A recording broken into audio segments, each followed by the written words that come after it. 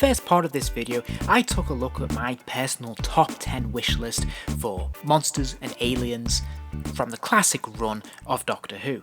And in this concluding half of the video, I'm going to take a look at the top 10 allies and companions. At the time of the recording of this video, none of these characters or outfits or variants have been announced, but you never know what's around the corner, so fingers crossed.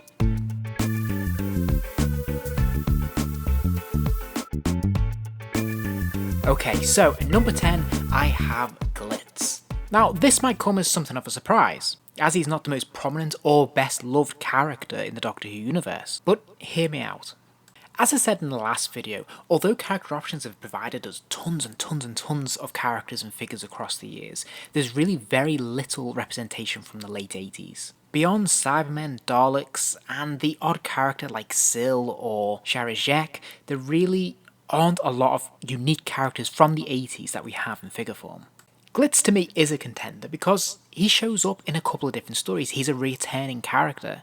Plus, he also gets to interact with two different Doctors. And I always find this really appealing. The idea of being able to take one figure and have him in different places with different Doctors is quite cool. And it feels like, depending on what mood you're in, or if you have a particular favourite, whether it's the 6th or 7th Doctor, you've got another ready-made companion to complete any diorama or display that you might have. Also, I quite like the character. I think he's quite funny, and whilst I think the costume needs a little bit of work in the TV show, I think it would work quite well as a toy. And if nothing else, he's quite memorable and distinctive.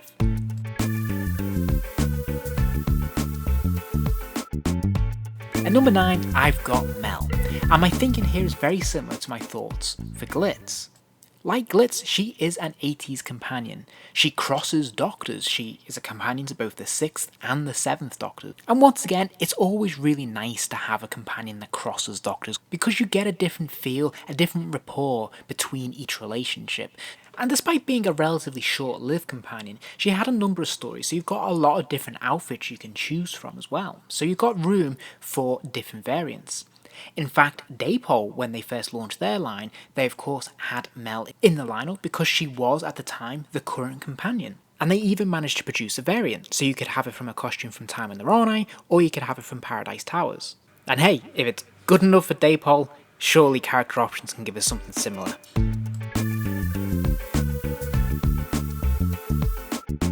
At number 8, I have Chameleon. Now, this is a companion that may have been forgotten by a lot of viewers. Chameleon only actually appears in a handful of episodes, but he was initially conceived as being a fully fledged companion, albeit a robotic one, but technical issues meant he was too unruly, too difficult to deal with on set, and took up a lot of time for maintenance. So in the end, he was seen as just being too much of a liability and was put on the back burner. But nevertheless, this is quite a cool character. First of all, visually, it's a very distinctive, very different kind of design. It would make a very interesting figure, and it would be different to ones that we've had previously. It would require a brand new sculpt, because obviously he is significantly taller than your average character in this 5-inch scale. He'd probably need to scale up at about 6 or 7 inches. So he would be a very distinctive addition to the collection. Plus, he's a very significant character in Planet of Fire, of which we already have a 5th Doctor variant, the Master, and Perry. So it would be nice to add Chameleon in there. And I think overall he would have a toyetic appeal. He would benefit from being a toy more so than, say, some of the other companions which, are very human looking. Okay, I've been a little bit cheeky with number 7. I've added in Peter Cushing's Doctor. Peter Cushing starred as the Doctor in 2 big screen films, which were both adaptations of William Hartnell's story. The films were made primarily to cash in on Dalek mania. In the 60s, Daleks were big, and there was a hope that they could export the brand over to the US on the big screen. Ultimately, it didn't really work out that way. And one of the things that's interesting about these 2 films is that these films are a strict adaptation. This is before the Doctor regenerated. This is before there was a long line of the show evolving and changing over time and building that into its own mythos. This is taking the property from the television show and trying to adapt it for the big screen and a brand new audience. So we have Doctor Who, but he's no longer the Doctor. He is literally Doctor Who. And there's lots of other little inconsistencies, things that don't quite add up, which in hindsight gives it a little bit of charm. And I think these films are well remembered and with great love and affection. And although Peter Cushing isn't strictly a canon Doctor, it is a very interesting alternate version of him from maybe another universe or something like that, which is quite fun to play with because he is very Doctorish. And hey, ultimately, I have no objections to having another Peter Cushing figure in my collection at this scale. This would be totally awesome. Now, due to various licensing issues and whatnot, it's highly unlikely that we will ever see a Peter Cushing figure from Character Options. However, in 2020, we did get a special release from Character Options online, which was the Jungles of Mechanus Daleks. These Daleks are from the Chase serial of the TV show. However, they were used as Daleks in the big screen adaptations. They're very colourful and they're very distinctive with their platform base and their red ears. So honestly, I would say never say never.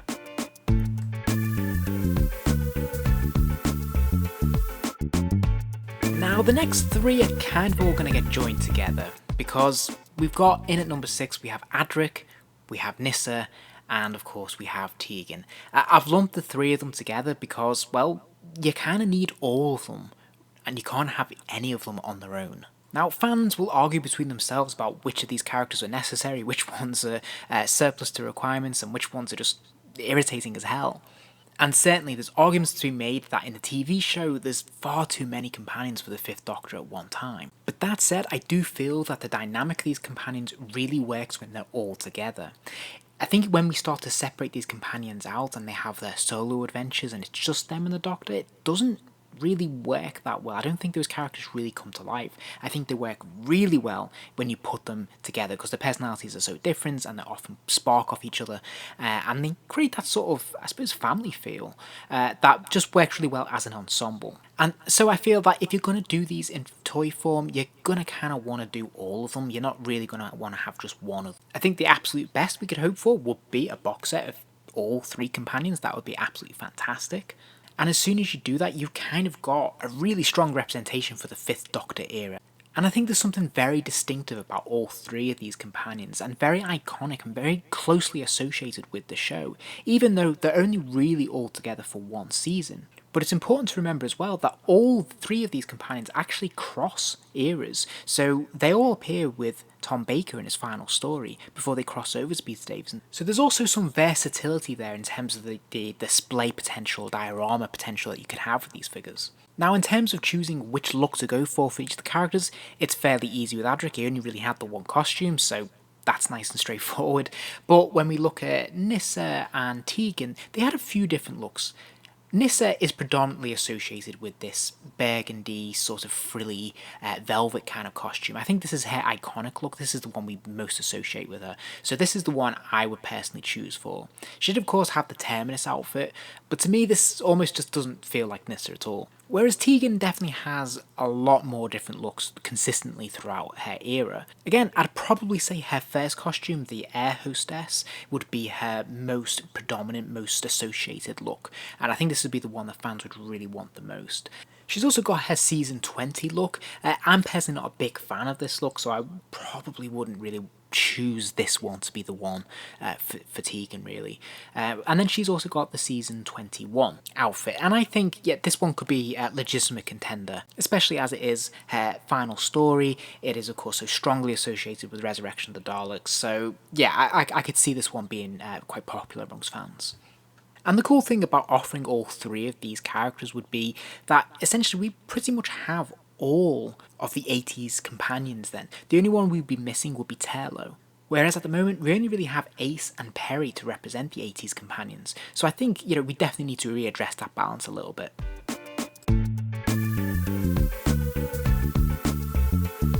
At number 3, I've slipped in another sneaky one. It is the Valyard. I know he's not strictly a friend or companion of the Doctor or an ally. Obviously, he is more of an enemy. But the reason I've put him in this list is because he is meant to be the Doctor. So in a sense, it's another incarnation of the Doctor. It's another variant of the Doctor that we don't currently have. And he's a very significant character. I don't think it's ever been firmly established in lore just exactly who or what the Valyard is. It is certainly alluded to that he is a lost incarnation of the Doctor, an evil variant of the Doctor. And I know in recent years, Big Finish has been having some fun with the character. But if we take it at face value, then we can accept that this is a version of the Doctor. And as such, I think it'd be a really cool addition to the toy line. Once again, it would be nice to have a representation of another villain from the 80s, but I also think that the actual costume and the design, being a Time Lord of course, is actually really interesting and kind of cool, and I think he'd make a great addition as a toy into any display really. And it's easy to imagine having your 6th Doctor figure stood next to your Valyard, and I think that would be a really cool look, and I think there's a lot of potential for interesting dioramas that you could create there. What I would love if they ever did make this figure would be to have the option to have a swappable head, one with the hood and one without.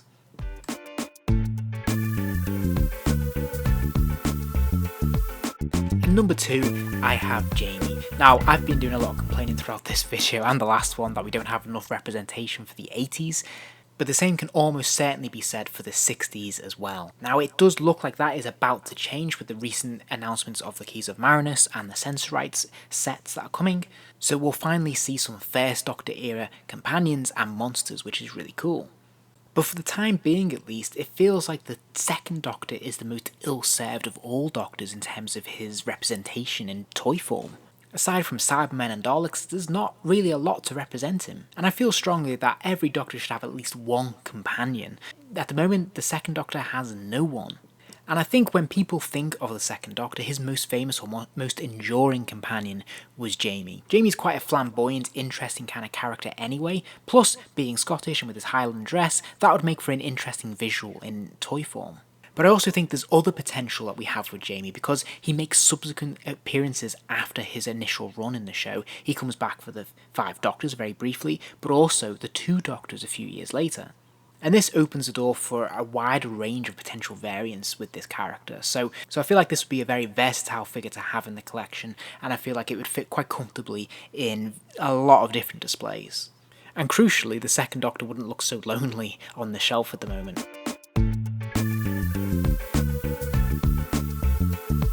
And at number 1, it has to be the Time Lords. I'm really surprised that we haven't had a classic Time Lord yet in our collection, especially given the fact that we were given a Time Lord that is in a classic style dress as they appeared in the new show very briefly. So I would have thought it would have been relatively straightforward to just repaint it and actually have a classic Time Lord as we see in, say, The Deadly Assassin. There's many different colours and different variations we could use in that story alone, never mind subsequent returns in the 70s and the 80s. There's a few different looks for Time Lords across the years. Of course, they make their first appearance in the 60s. Those costumes aren't really that interesting, to be honest. So the one that I would really want would be this one with the high collar and the robes, because this definitely sums up what a Time Lord should look like, in my opinion. Now, we could go with some generic Time Lords, so it doesn't have to be anyone in particular. We could just have different colours and just have maybe a box set. That'd be kind of cool. Or we could go with actual characters as they appear in the show. We could maybe bring in Barusa or someone like that. And of course there is a very, very obvious Doctor variant that we could have here. So we could have the 4th Doctor as he appears in those ceremonial robes. This would be really, really cool, and I can't imagine that most fans wouldn't love to have this, especially as we've been given so many 4th Doctor variants over the years. It'd be nice to have one of his final distinctive looks. And speaking of Doctor variants in the Time Lord garb, we could also go the extra mile and have the 10th Doctor from the Time Lord Victorious. And there's even the potential to have a Rassilon variant as he appears in the End of Time. There's so many options with this mould that could be exploited that would appeal to both fans of the classic series and the new series. And that's just one of the looks for the Time Lords. Another look that I quite like would be, say, of the Castellan and his guards. These show up in several stories in the 80s, and what's particularly interesting about them, aside from just being really ideal for army building and kind of having a nice visual colour, I love the red and the gold, is there's actually an opportunity to create a really special, interesting figure, because in one of these episodes we actually have Colin Baker as one of these guards. So potentially we could have a legitimate variant of a guard with Colin Baker's head on it, and you'd have something kind of cool, kind of niche for I'm sure the fan community would really enjoy. I hope you enjoyed the vid. If you did, please do give it a like, and remember to subscribe as I'll be posting more videos soon.